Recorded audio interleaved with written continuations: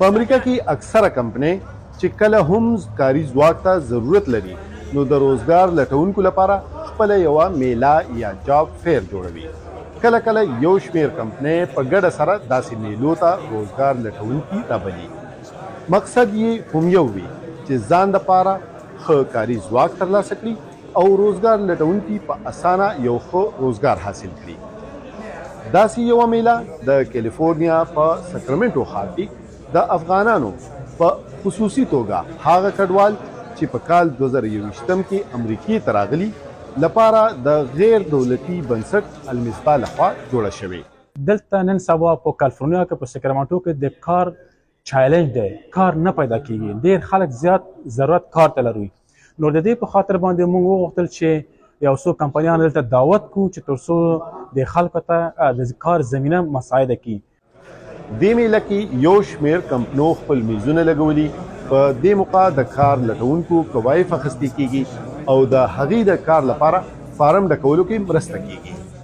نو په دفتر کې یو دوه مامورین ته ضرورت درلود نو ډېر دوستان داسې وو چې په هغې لیول برابر وو نو ما ورسره وعده وکړه چې راشي دفتر ته انشاءالله العزیز به د هغې نه مامورین شته د هغې به یو انټرویو ورنه واخلم او که کولی شو واجد د شرایطو نو زه به هغې ته وظیفه ورکړم، کار به ورته ورکړم.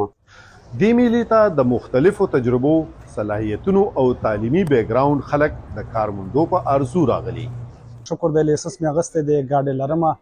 نو دلته موږ مختلف وظیفې دي خو دلته موږ د ورونو نن راغوښتي چې تاسو راشئ ځان ته خپله جاب خوښ کړئ، وظیفه ځان ته خوښه کړئ. دلته تقریبا شپږ د سیکورټۍ کمپنۍ راغلي، نور ډېر ملګري راغلي دي. موږ خو ځان ته خدای شته خپله سیکورټي انتخاب کړه په دې خاطر چې موږ د ورځې بچیان سکول له وړو راوړو نو د ورځې لږ مصروف وي، د شپې دپاره هم سیکورټي ځان ته انتخاب کړه. دا میله د روزګار ترلاسه کولو په پروسه کې یو کار لټونکي تن ته لارښوونه کوي چې هغه کوم ضروري اسناد یا کاري تجربه ده چې یو امیدوار ته په بل فوقیت ورکوي او د یو تن په روزګار د لګېدو چانس زیاتوي. ضروري نه ده چې دلته راغلي هره یوه کمپني هم په دې موقع یو امیدوار ته روزګار ورکړي.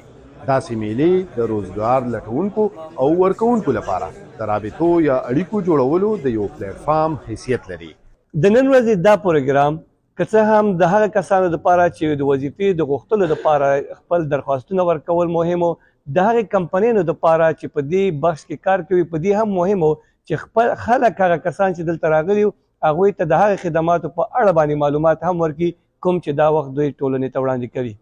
کار لټونکي په یو ځای مختلفو کمپنو سره خپل اسناد جمع کړي او د کمپنۍ نمایندګان هم د بلهاشي امیدوارانو ابتدایي سکرینینګ په دې موقع وکړي چې کله هم یو امیدوار ته اړتیا ولري نو وکولی شي چې د خپل ډیټابیس څخه د هغه کسانو سی ویز راوچتې کړي او انټرویوز ته یې راوبلي. د هغوی اویلیبلټي د هغې کانټاکټ نمبر ټول واخلي او ضروري نه ده چې همدغه اوس هغوی ته جاب ورکول کیږي، د هغې سی وي او ریزومي ساتي او کابل کمپنۍ هم علاقمند وي چې دوی په وظیفه کې ونیسي نو بیا دا جاب فیر هغوی ریفر کوي او د هغوی سی وي او ریزومي دو کمپنیو ته چې خلک نیسي کار لپاره هغوی ته ورکوي. جاب فیرز د یو صنعت د رجحاناتو په اړه د معلوماتو د تبادلې لپاره هم یو مهم رول لري. کار غوښتونکي کولی شي چې د مختلفو شرکتونو او صنعتونو په اړه غوره معلومات ترلاسه کړي چې په راتلونکي کې د خپلو مسلکي لارو په خوښولو کې یوه باخبره فیصله وکړی شي. راشد خټک، VOA دیوا، ساکرامنټو.